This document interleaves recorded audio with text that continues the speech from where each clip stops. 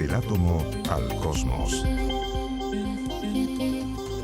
¿Qué tal? ¿Cómo están? Comenzamos esta nueva edición de Exploradores del Átomo al Cosmos, todas las semanas aquí en Canal 24 Horas y 24horas.cl, revisando la ciencia, la investigación, la tecnología hecha en nuestro país.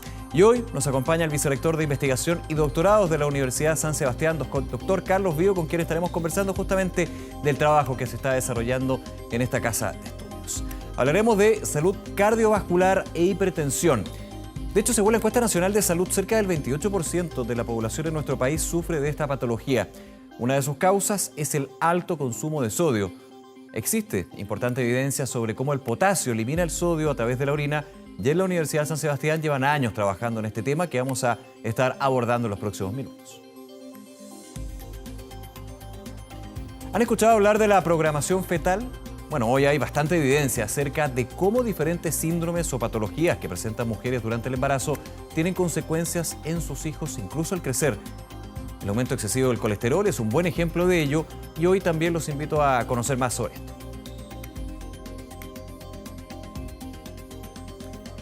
Relacionado con el tema anterior, la obesidad y el aumento de la presión durante el embarazo también pueden gatillar enfermedades en los recién nacidos o impactar su salud futura. En la Universidad de San Sebastián también han indagado en estos temas y estaremos conociendo cuánto se sabe al respecto y cómo se puede enfrentar este problema. Lo comentábamos, el potasio puede ser clave para prevenir la hipertensión, pero ¿en qué alimentos está presente? La siguiente nota se lo contamos. La encuesta nacional de salud, cerca del 28% de la población en Chile sufre de hipertensión. Esta enfermedad crónica genera un aumento en la presión sanguínea de manera sostenida, lo que eleva el riesgo cardiovascular.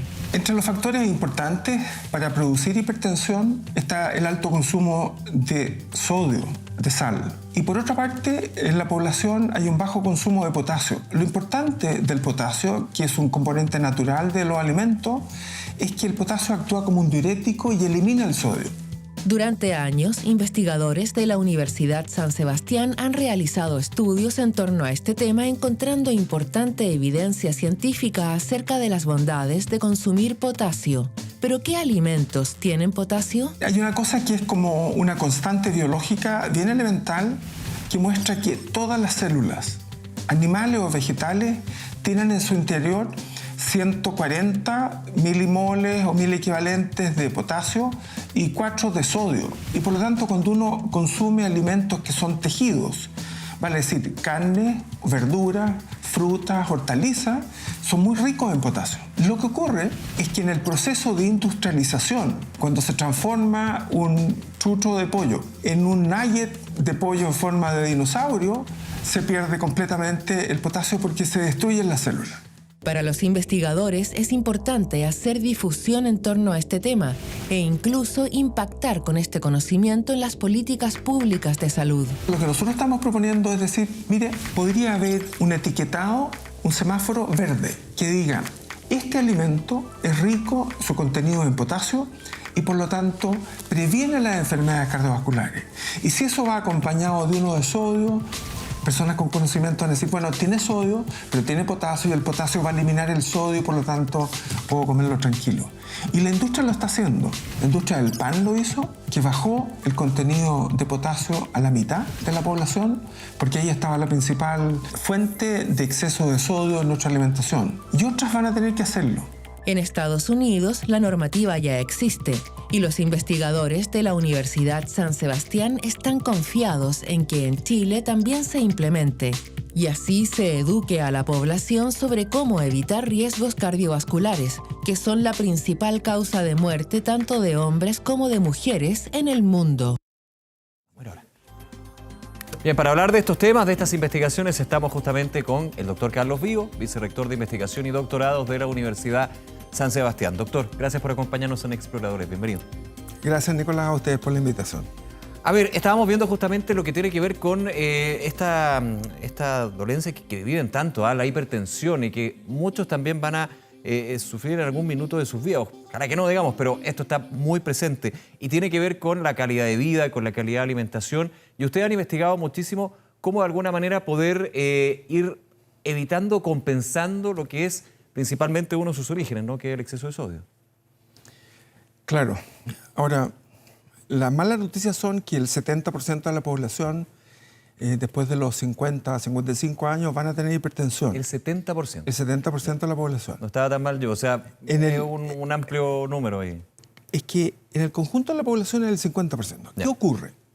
Ocurre que el sodio es fundamental para el funcionamiento, pero llega un momento en que uno consume un exceso de sodio y el organismo es incapaz de eliminarlo.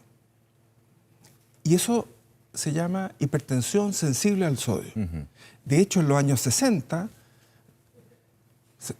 y 80, varios estudios anticiparon que cuando pasáramos a consumir 200 milimoles de sodio, vale decir, el doble de lo normal, iba a subir la presión. Pero se veía muy lejano. Claro. Hoy día, el consumo de sodio de la población ha aumentado 4 veces lo que es lo normal y no somos capaces de eliminarlo. Y por eso los que sube alimentos, que contienen más sodio que en esas fechas que decía usted, ¿no? En esos años, 68. Claro, yo diría es responsabilidad de la alimentación procesada, los alimentos procesados. Perfecto. Porque, y este es un concepto que es como de enseñanza media, nosotros nos alimentamos de tejidos vegetales, ¿no es cierto?, como una lechuga o un pedazo de carne. Todas las células de los tejidos, y esto es una constante biológica, tiene 100 mil equivalentes de potasio, por ejemplo, y 4 de sodio dentro de la célula. Entonces, si uno come células, come tejido, ya sea una lechuga, un kiwi, no sé, un pedazo de carne, debería comer 10 veces más potasio que sodio. Lo que ocurre es que producto del procesamiento de estos alimentos se rompe la pared de la célula y se pierde el potasio y la industria no lo reemplaza. Perfecto. Y pone sodio. Ya. Se compensa con sodio esa pérdida de potasio. Digamos. Exactamente. Ya. Para darle consistencia. Y nosotros no estamos, evolucionamos para conservar sodio, pero no esas cantidades y por lo tanto no somos capaces de eliminarlo. Pero lo que nosotros hemos descubierto, y otros grupos también, pero lo hemos publicado, es que notablemente el potasio del alimento elimina el sodio. Ya. Y hay un mecanismo que está descrito en Hypertension, que es una revista oficial de la Sociedad Americana de Cardiología, que el potasio lo que hace es inactiva un transportador que se encarga de reabsorber sodio. Entonces el potasio lo inactiva. Perfecto. El potasio actúa de esa manera como un diurético. Y por lo tanto la recomendación hoy día es decir, mire, trate de comer alimentos naturales. ¿No es cierto? Rico en potasio. Es que todos los alimentos naturales son ricos en potasio. Partimos de la base, cualquier tipo de alimento. Cualquier alimento entero, un pedazo de carne, es rico en potasio, una vienesa no. Que eso es lo positivo también de la investigación, porque muchas veces se llega, bueno, tal tipo de alimento y no es la idea, digamos, pero puede ser, por ejemplo, más caro consumir ese alimento para finalmente tener una mejor calidad de vida. Aquí dentro de la investigación llegamos a que está presente en todos los alimentos. Exactamente, y entonces nosotros hemos avanzado también en lo que se llama la disponibilidad. Y por ejemplo, las papas son ricas en potasio, pero hay que cocinarlas entonces enteras con cuero. Ya. Porque si uno las troza, se pierde. Claro. Porque uno, el agua en el que cocinó las papas la bota. Por eso es que uno cuando analiza hacia atrás la virtud que tenían esas sopas de la abuelita, o las sopas para los niños, que colocan acelga, zanahoria, papa, un pedazo de carne, muelen todo. Y eso es lo que uno come. Eso es riquísimo en potasio. Ya. Y muy pobre en sodio. El sodio casi no está en la naturaleza. No está Finalmente en los alimentos. eso lo incluimos nosotros, digamos, los seres humanos. Claro, porque lo que es notable es que el sodio es adictivo. Es cosa de ver, ¿no es cierto? Si uno compara comer maní sin sal y maní salado, el maní salado uno puede comerse un paquete entero, mientras que el otro no. ¿Adictivo por el sabor ahí dentro también? Es adictivo por el sabor. Ya. Que eso es bien relevante porque finalmente las conductas en términos de la alimentación van por estos elementos, en términos del sabor, de la textura, la consistencia. Exactamente, pero la adicción, yo he aprendido mucho en este tiempo, hasta de cocina, en este sentido. Yo aprendí, por ejemplo, que el café turco, que es intenso, tiene sal. Ya. O si uno analiza galletas dulces, galletas, snacks dulces, y ve y tiene un contenido alto de sodio. Eso produce adicción y uno no puede dejar de comerla. Claro. Claro. Son investigaciones muy relevantes porque finalmente, y usted nos da el dato, más del 70% va a terminar con hipertensión. Exactamente. Y obviamente cuando uno llega a este punto de la hipertensión hay farmacología ya, hay fármacos que logran de alguna manera ir compensando, pero a través de la alimentación ese es un excelente complemento, me imagino, justamente para esa situación, ¿no? Y con Claro. los efectos que tiene la hipertensión. Yo diría que más que eso, porque lo que ocurre, hoy día tenemos excelentes medicamentos para controlar la presión. Muy bueno. Lo que ocurre es que más de la mitad de la población no sabe que son hipertensos. Y solo el 10% controlan la presión. Los estudios de la Encuesta Nacional de Salud en Chile muestran que las mujeres son mucho más responsables, ellas saben que son hipertensas, se toman los medicamentos y aún así solo el 20% controla la presión. Ya. Entonces, cuando uno tiene algo que ha influido y ha incidido en que la primera causa de muerte en el mundo, en hombres y mujeres, sean las enfermedades cardiovasculares, las cuales son secundarias a cosas como hipertensión, uno se da cuenta que no sacamos nada con tener los mejores medicamentos si las personas no saben que es hipertensa. Claro. Entonces, las recomendaciones actuales son tómese la presión en la casa sobre cierta edad, o consuma menos sodio, o nosotros le decimos consuma más potasio. Porque un tema que no hemos visto ahora, pero lo podemos ver más adelante, es que esto está afectando fundamentalmente a mujeres. Hay una tremenda diferencia que hemos aprendido en la biología y en la medicina moderna. Hay una tremenda diferencia entre hombres y mujeres, entre hembras y machos, de cómo manejan el sodio, Claro. cómo les afecta la presión, el infarto, etc. Doctor Bio, vamos a ir a una pausa, pero antes vamos a seguir conociendo más de las investigaciones, el conocimiento que se está desarrollando en la Universidad de San Sebastián, hablando de salud cardiovascular, pero en mujeres embarazadas y específicamente cómo algunas condiciones durante la gestación pueden repercutir en la salud de los hijos, incluso cuando son adultos. Hacemos la nota, hacemos una pausa y regresamos a la conversación con el doctor Carlos. La programación fetal se refiere a la manera en que los eventos metabólicos alterados en las gestantes pueden marcar para siempre las células del feto, causando incluso problemas de salud durante su adultez, favoreciendo, por ejemplo, el desarrollo de hipertensión, patología que afecta a la vasculatura y que se asocia con riesgo cardiovascular elevado. La comunidad médica y científica está al tanto de que la programación fetal existe. Lo que cada día aparece más son distintos factores que pueden programar. En ese sentido, condiciones como las patologías más frecuentes del embarazo, como la preeclampsia, la diabetes, está muy estudiado que sí tienen efectos negativos sobre el feto y por eso también esas condiciones se tratan precozmente durante el embarazo. Pero hay otras condiciones como la que nosotros estudiamos que también podría tener relevancia sobre el desarrollo vascular o alteraciones vasculares y que no son tan consideradas. Una de estas condiciones que no ha sido tan considerada es la hipercolesterolemia suprafisiológica. Los niveles elevados de colesterol, que en una población adulta son sinónimo de una condición patológica, durante el embarazo podríamos entenderlos como normales. De hecho, el colesterol tiene que aumentar durante el embarazo para que el feto que se está desarrollando tenga esta molécula que la requiere para síntesis de membranas celulares, para síntesis hormonal, etc. Entonces, en ese sentido, entendemos que es normal que aumente el colesterol durante el embarazo, pero nosotros hemos descrito en los últimos años que aproximadamente un 30% de las mujeres embarazadas presenta una condición que podríamos llamar patológica, en que ese aumento va más allá de lo que es normal. Y en estas mujeres y en estos fetos o recién nacidos también, lo que hemos descrito es que hay distintas alteraciones que afectan sobre todo la vasculatura o los vasos sanguíneos y que se podrían relacionar eventualmente después en la vida con el desarrollo, por ejemplo, de hipertensión. Pese a este alto porcentaje y a los riesgos para la salud que puede generar en el feto, hoy no hay evidencia de que los tratamientos que habitualmente se usan para el aumento de colesterol tengan efectos positivos durante el embarazo. Más aún, en Chile no se mide el colesterol en el paquete de exámenes asociados a la gestación. Aportar con conocimiento científico en torno a esta condición ha sido el objetivo de un grupo de investigadores de la Universidad San Sebastián.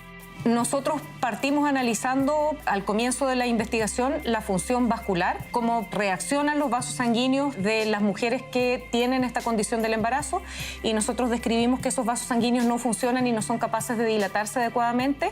Esto pasa en vasos de la placenta, en vasos del cordón umbilical. Estudiamos también toda la maquinaria celular que está alterada en esta condición, también la describimos completamente. Estamos haciendo ahora actualmente, en conjunto con otros investigadores asociados a este proyecto, describiendo qué elementos de las células están alterados. Una investigadora está estudiando estrés oxidativo.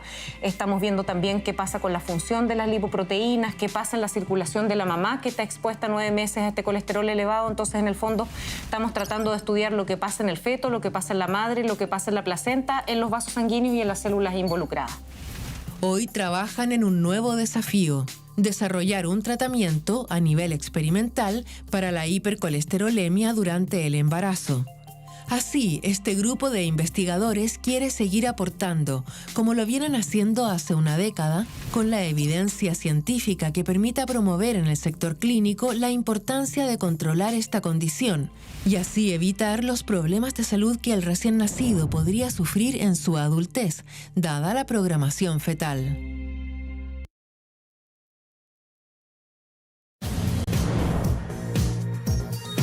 ¿Cómo están ustedes? Muy buenas noches. Bienvenidos a Vía Pública del Jueves. Juntémonos cada noche a analizar lo que ha ocurrido en la jornada, porque lo relevante necesita ser interpretado, comprendido y dialogado. Vía Pública con Matías del Río.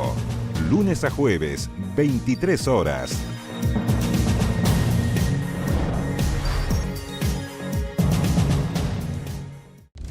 La beca Norambuena. La historia de una mafia uniformada. Si me destinaba a Norambuena, sabía que se me arregló toda la vida. Los hallazgos de la Fiscalía y el propio OS7 de Carabineros. Nosotros lo hacemos con respeto, pero no por eso ya va a ser menos incisivo. La beca Norambuena. El origen del Paco Gay. Informe especial. Hoy, después de 24 horas, Central, en TVN.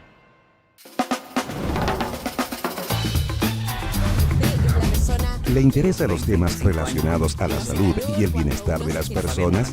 Este espacio es para usted. Información relevante y confiable sobre las principales patologías que aquejan a los chilenos y que da respuesta a sus inquietudes. El especialista responde. Lunes, 15 horas.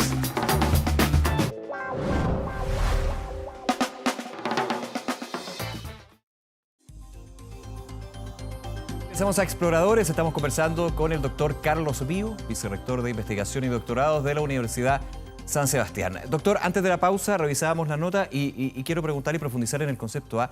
Esto de la programación fetal, ¿de qué se trata? ¿Qué apunta? Ya. La programación fetal tiene que ver con que cosas que ocurren durante la vida fetal tienen repercusiones en la vida de adulto que no sospechábamos. Una de las primeras cosas que se conoció eran, por ejemplo, hijos de madres hipertensas que habían tenido problemas durante el embarazo. Los hijos a los 30, 40 años eran hipertensos. Y se empezó a buscar cuál era el mecanismo. Ahí se pensó que había un riñón menos desarrollado.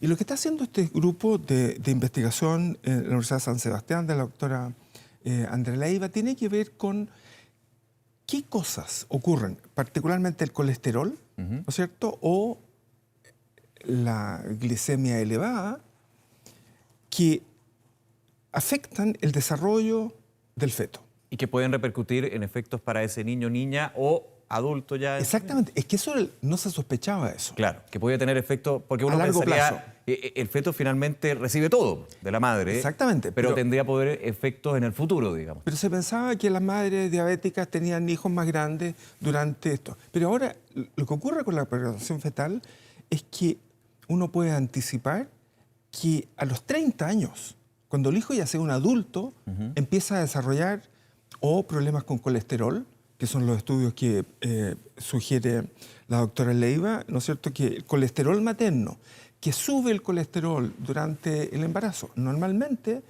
ellos han demostrado que sube a niveles mucho más altos y el colesterol no es manejado bien y eso puede incidir con que posteriormente los hijos o las hijas a los 20 o 30 años tengan problemas de arteriosclerosis o manejo del colesterol. Esto es bien importante, me imagino, doctor, para hacer ese diagnóstico, esa investigación y tomar medidas, ¿no? Para evitar que se den este tipo de... Exactamente.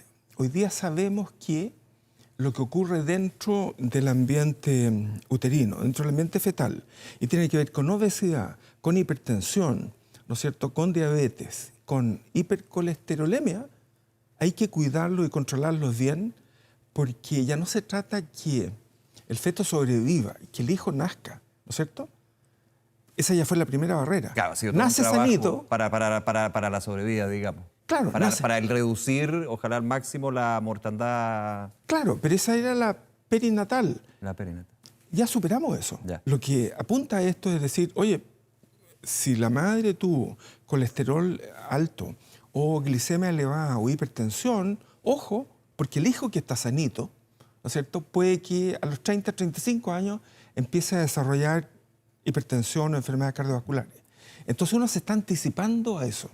Interesante, y lo sumo con la primera conversación que tuvimos antes de la pausa, con respecto a las señales quizás no tan claras que pueden tener las mujeres con respecto a la hipertensión. Ahora le sumamos otro tema, cuando la mujer está embarazada y el efecto que puede tener en el hijo o hija. Claro, en el embarazo yo diría que médicamente siempre nos hemos preocupado del embarazo y de la salud. Sí. Lo que no se preocupó la medicina y la biología es en percibir que los hombres y mujeres son muy distintos del punto de vista de manejo del sodio, de la hipertensión. Hay estudios epidemiológicos que muestran que las mujeres, a pesar de tener más enfermedades renales, son más leves que los hombres.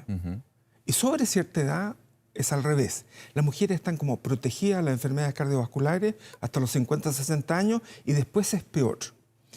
Lo que ocurrió en este momento, y eso se presentó en Estados Unidos hace poco, que la primera causa de muerte en los Estados Unidos son las enfermedades cardiovasculares. Pasaron del 10º lugar al primer lugar, porque tenemos una tremenda deuda en la medicina en no habernos dado cuenta que las mujeres y los hombres son distintos desde el punto de vista renal y cardiovascular. Lo que yo decía, por ejemplo, el sodio, el principal transportador de sodio que reabsorbe sodio, el NCC, está muy activo en las mujeres.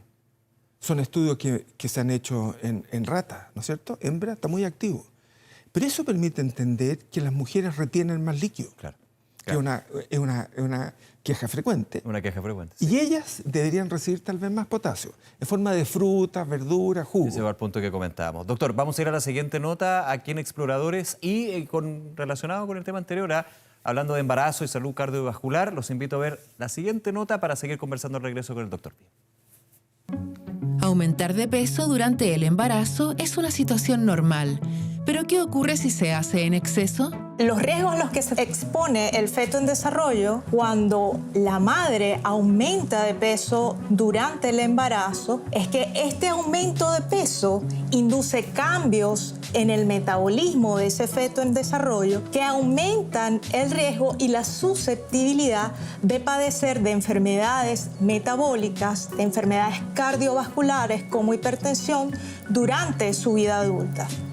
Prevenir estas patologías es el objetivo de un proyecto desarrollado por investigadores de la Universidad San Sebastián. Se llama MamiEduc y consiste en el envío de mensajes a través de Telegram. Estos mensajes tienen información nutricional basada en evidencia. Y lo que buscamos es justamente modificar las prácticas alimentarias de las madres durante el embarazo. Recientemente, este proyecto fue piloteado en 4 CESFAM de Conchalí.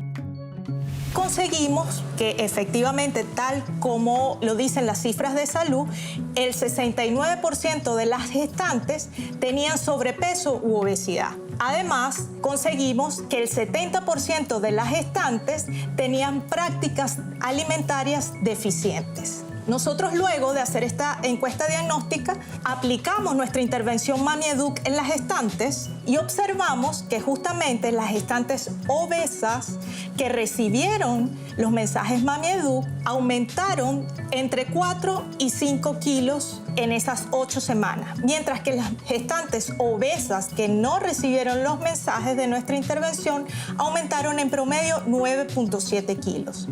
El equipo comenzará una nueva intervención con un número más amplio de casos. Su objetivo es recopilar la evidencia necesaria para influir en las políticas de salud durante el embarazo. Mismo objetivo tiene otra investigación que se desarrolla en la Universidad San Sebastián en torno a la preeclampsia.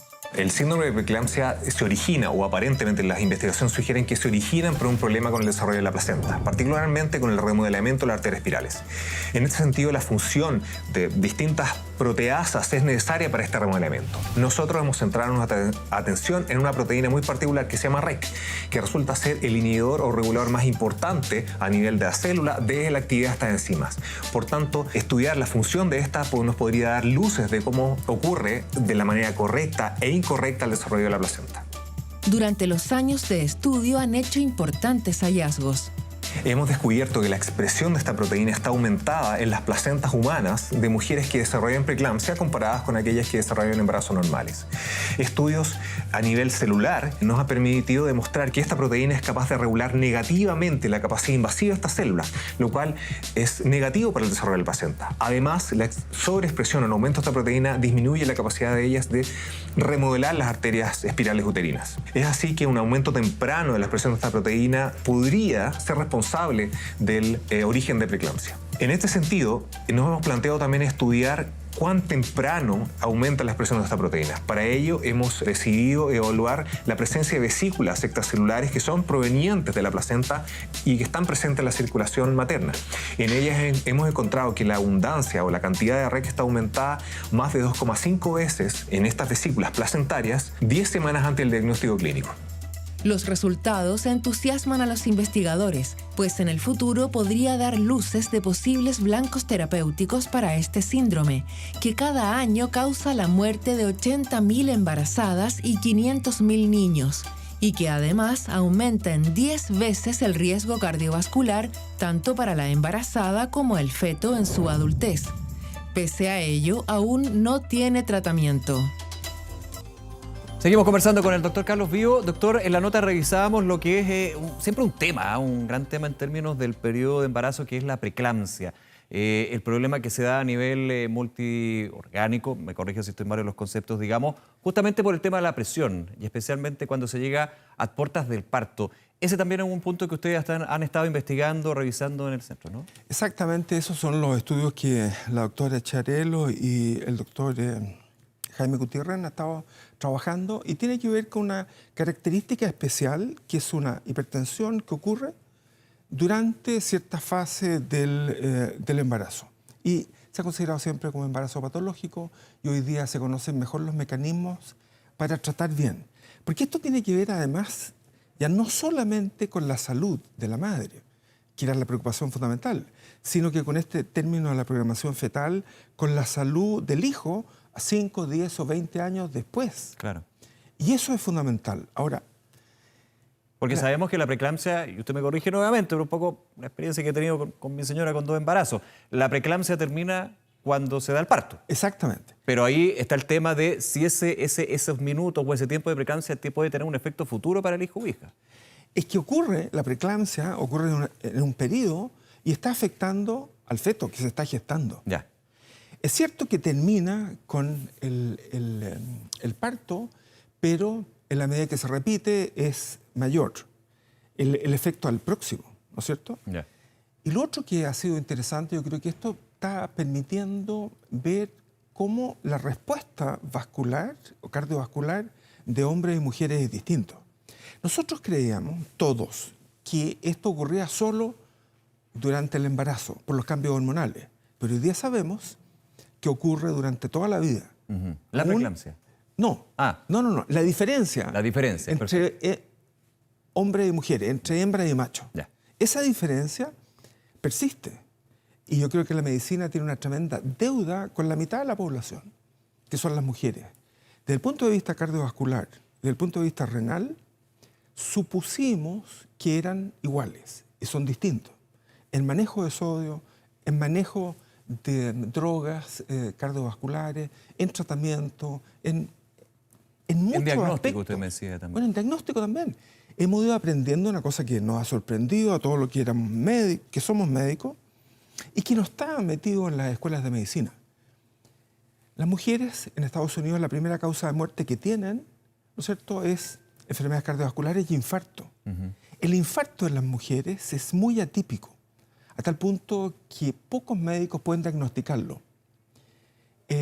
Porque, a diferencia del conocimiento general, que habla que el infarto se caracteriza típicamente por un intenso dolor precordial que se irradia al brazo y la mandíbula, en gran parte de las mujeres el infarto es más bien una sensación de disconfort, una sensación no definida. ¿Como de malestar? Como de malestar. Ya. Y por eso que el infarto tiene tanta mortalidad en las mujeres, porque no se diagnostica. Las escuelas de medicina debieran hoy día decir, mire, el infarto tiene estas características en los hombres, en las mujeres tiene estas otras. Y eso lo hemos aprendiendo en todo el mundo. Es más, hay un trabajo que va a ser publicado en la revista chilena de cardiología, que le preguntaron a las mujeres cuáles estimaban ellas que eran las principales causas de muerte en mujeres. Ellas dijeron cáncer y después otras. Ninguna mencionó las enfermedades cardiovasculares. Y sin embargo, en el país, las enfermedades cardiovasculares corresponden a la primera causa de muerte en mujeres. Después viene el cáncer. Por lo tanto, no existe percepción. Los hombres tenemos percepción de riesgo cardiovascular. ¿No es cierto? Uno tiene un dolor aquí, pucha, no será un infarto. Las mujeres ni siquiera piensan en eso. Doctor Vigo, se nos acaba el tiempo, pero ha sido muy interesante saber estos temas y por sobre todo la investigación que se lleva a cabo en la Universidad de San Sebastián. Muchísimas gracias nuevamente por acompañarnos. Muchas gracias, Nicolás, a usted. Muy bien. Gracias. Y a ustedes, como siempre, gracias por sintonizarnos aquí en Exploradores del Átomo al Cosmos. Recordarles que las investigaciones, la academia, los centros que han participado con nosotros todos estos años, ustedes los pueden revisar en 24horas.cl. Que estén muy bien, nos vemos la próxima semana. Chao.